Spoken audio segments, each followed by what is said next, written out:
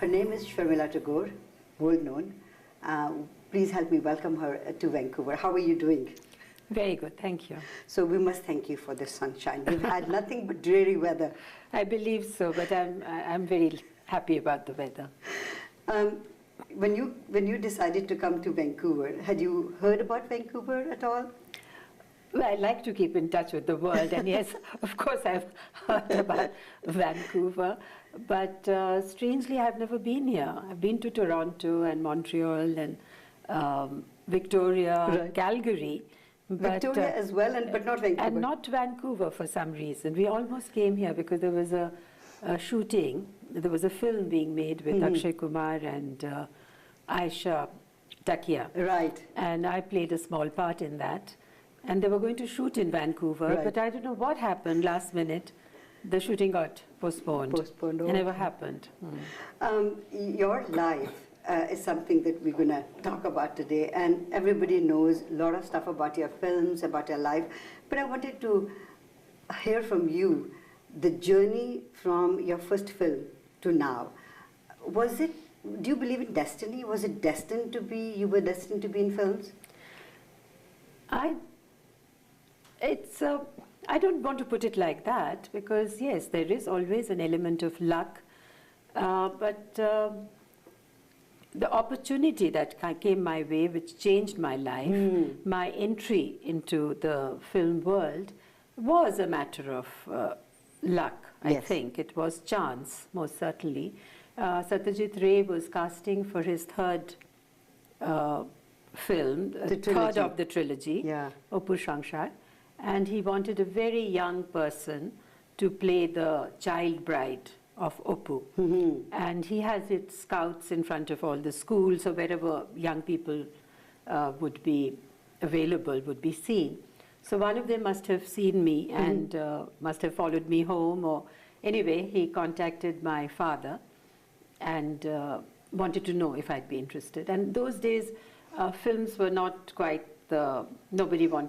nobody from good families wanted to go into films. But Ray was an exception, because he had already proved by his earlier films that he was making, better films, which appealed to the middle class sensibilities. Right. So my father didn't have any objection, and that's how it happened. I mean, he took a screen test and he liked it, and the film was made and it was released, and overnight Aparna became the heartthrob of everybody. Right. And even today, so many years later, this film was made, about 54 years ago? And even now it epitomizes romance. Nothing can be more romantic than that film. That's true. And your relationship with Satyajit Ray was a very interesting one. I mean, you worked with him in many other films as well. That's right, yes. And Bengali being your mother tongue. So how fluent are you in it even now? In fact, I never lost touch with Bengali cinema. I did move to Bombay cinema in around 63 with Kashmir Ki Kali. That was my first Hindi film. And undoubtedly, Indian cinema, Hindi cinema gave me the kind of visibility that no other cinema could. But as you say, the regional cinema, Bengali cinema, and the pleasure of speaking in one's own language, acting in one's own language. So I never really lost touch, and I kept coming back and working. In fact, the last time I worked in a Bengali film was only 2 years ago. Right. In Antuhin, I play a cameo role, but very nice, and it was well noticed also.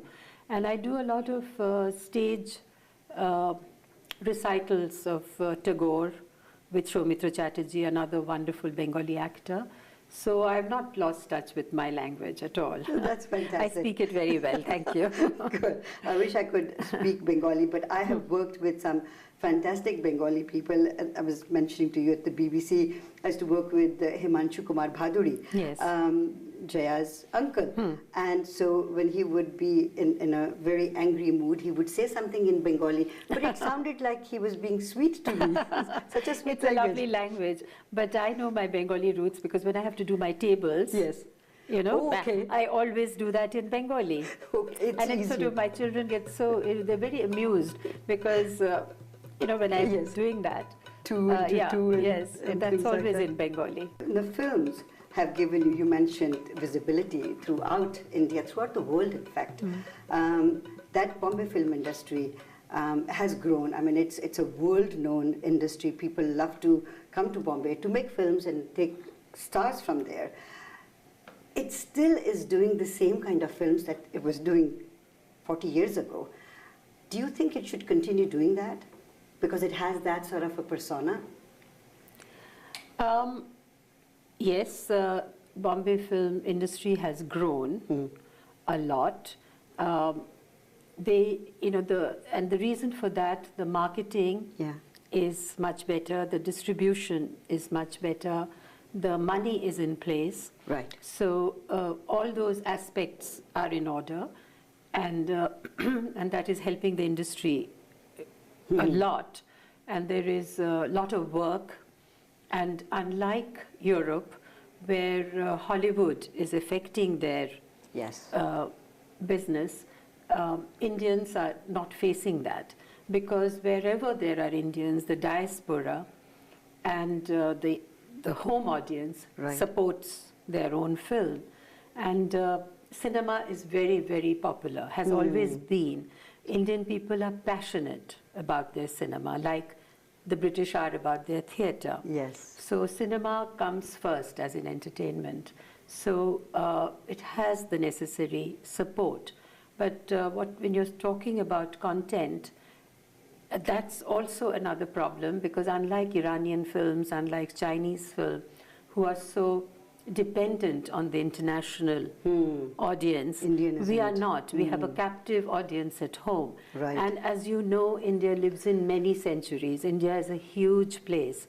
And, you know, in some areas, there are sort of 13th century That's right. outlook, and some are in 21st century. And so the Indian producers, Indian films try to please everybody. Because it's a market-driven industry. And therefore, the content is a bit limited, because it's the same story in different garb, in a probably technologically very up-to-date. Maybe. And clothes-wise, it looks very Western. Right. But when it comes to making an informed choice, it'll always be the traditional. So we really haven't moved too much away from it. Right. But thanks to, like what I was saying about the multiplexes that we have now, so a lot of films can be now, with the digital experiment, a lot of films can be made with less investment. Okay. And it also is released. So the producers are now free to experiment. So we are getting people like Anurag Kashyap and Vishal Bhardwaj and lots of other, like this Kahani has become a very big hit. There is a Bengali film called Bhuter Bhovishyat, which is wonderful. I was just watching it on my iPad just now, just before the interview really, and it left it at a very interesting stage. So, you know, it's a lot of things are happening, you know, but these big films with the big star cast and the big lavish productions, they're also being made because the technology is there and people want to experiment it. But a big budget doesn't necessarily make a good film. Yeah, that's right. For that, you need a big imagination and insight and intuitiveness. So the ability to speak, like Satyajit Ray, Mrinal Sen, Ritik Ghatak, have the ability to have a conversation, a simultaneous conversation with home and abroad. So they could speak to the world audience and their home audience. But right now people are more interested in speaking with the home audience. And while I celebrate this money in the film industry and this lavish, this contemporary concern with lavish sets and style, I sometimes feel that there is a disconnect with the real India that we know exists, but we don't see it in the media because everything is kind of glossed over. Right. And so that is the market. The there is an aspirational quality, Right. and most Indians want to see bright and beautiful films with lovely girls and lovely locations, and youth is a great, Youth-oriented, yeah. yes, that's a must, and beauty. Right. So we kind of, so we do make some typical films, but on the other hand, we are making a lot more different kind of films, And diverse films. meaningful So films. I would say the industry is really going to a good place. I was talking to late Amjad Khan, and I said to him, why do we make all these glamorous films? And he said, person coming to see a film for 2.5 hours has got a crying baby and a wife at home, doesn't want to come and see the same stuff. I asked him, why don't we make realistic films? He said, we live realism every day, so we want escapism. Sure, yes, quite right. And there is entertainment, basically. For sure. But even that concept is changing, and there is a urban-rural divide now. The rural India wants a different kind of films. Yes. And the urban India now is wanting different kind of films. Right. It's a definitive change. There is something happening right now. People are getting tired with very big films and Right. very big sort of meaningless kind of film, which is only concentrating on lavish sets and and all that. lavish production values. So people are moving, and a lot of small budget films have done extremely well. So the producers are also thinking that, so the urban moviegoers are changing their taste. Your most favorite film? And it's a very unfair question to ask. It's like asking, which is your favorite child? What was your most favorite film? Well, I would say Devi, Satyajit Wow. Ray's Devi, Yes. which came very early in my life, which was my second film really. I was 14. But I don't think there is anything that has completely come anywhere near that. Because it, of course, it was made by a master. Yes. And it was treated so well. And it's the subject remains so relevant and so contemporary even now. So I most certainly would. And in Hindi, there's a movie called Safar, Yes. which is my favorite, which I love. It didn't do very well at the box office, But it's a unlike classic. Aradhna and Amar Yes. Prem, and those are the movies that people remember. Yeah. But I fancy Safar quite a lot, yes. What's your favorite color? Well, I wear everything. When I was younger, I used to like pastels and white quite a Yes. lot. But now, as I'm getting older, I want bright colors. So I think, you need a little bit of color on your face. So it keeps changing. It depends on my mood. Certain days I want to be bright, and Yes. certain days I can't bear to look at those colors. So I dress as I please. Your favorite food? I like my Bengali food. I like my march, fish. Even yesterday at Vancouver, I sort of said, I'm terribly tired. I can't be bothered to look at the room service menu. Can you please recommend a fish? So they did, and I ate that, and I was very happy with that. Halibut. So halibut, yes. Okay. So I like fish, and I like my vegetables. I don't really have, but I'm a rice eater, basically. Right. So are Bengalis are rice eaters? Yes, they are. They Like are. Gujaratis? And the Keralites. Keralites. Yes. Yes. Your children are in films. Your son is a heartthrob. Your daughter is amazing. Where do you see them? Our son is doing quite well. He's worked very hard. Film of his is releasing, Cocktail is That's releasing any day now. And he's talented. I really like his presence on the screen. While he's there, you don't feel like looking at anybody else. He's got that star presence, and he's quite hyper and mercurial, and so he's very interesting to look at. And he's already worked in very diverse roles, Yes. from Omkara to Tum Mile, which was a comedy, then Ek Hasina Thi and Being Cyrus, Right. Parinita. So they're all Love Ajkal as the Sardar. I think he was Yes. absolutely delectable. So he's a good actor. Soha, followed a very academic career. She went to Oxford. She did her master's from LSE. She was coming to Harvard. So and then she joined The film industry. Bollywood, and not only Bollywood, mainstream Bollywood. That's right. And she's loving it. And education is all about options. And she's so far chosen different kind of films. So she already has, she owns up to most of her films. And it's giving her the opportunity to express herself. But she's of a different rung than Saif. Right. But both are independent and economically, they're doing well. So I think it's good. And I've got another daughter, Sabah, who's a jewelry designer. Ask you about her, yes. She's a jewelry designer, and she's also. Did she design that? No, she didn't design this, but I love her designs, and in fact, when you wear her jewelry, it looks better, Right. Yeah, so it's, and she studied here. She came to, not here, sorry, she went to USA, right. Carlsbad in California, this GEM Institute of America, GIA. Right. And they really teach you well. So she's doing well. So they're all settled and doing their own thing. Can I ask you a gossipy question? Yes. Is there going to be a wedding soon in the house? Yes, most certainly. Most certainly on the 16th of October, inshallah. Yes. Good, good. You're just going to leave it there. Are you religious? Are you spiritual? Because there's a difference, right? I don't know. I don't really think. I do believe in God. Yes. And I believe if there is God, the God will be kind and forgiving. I can't imagine a God that is, if we forgive our children, then God most certainly will forgive us. And that's how I look at him. And or her. I don't even think. I think of a presence. I think of a quality which is superior to us and all-encompassing and compassionate. And that's my my vision of God.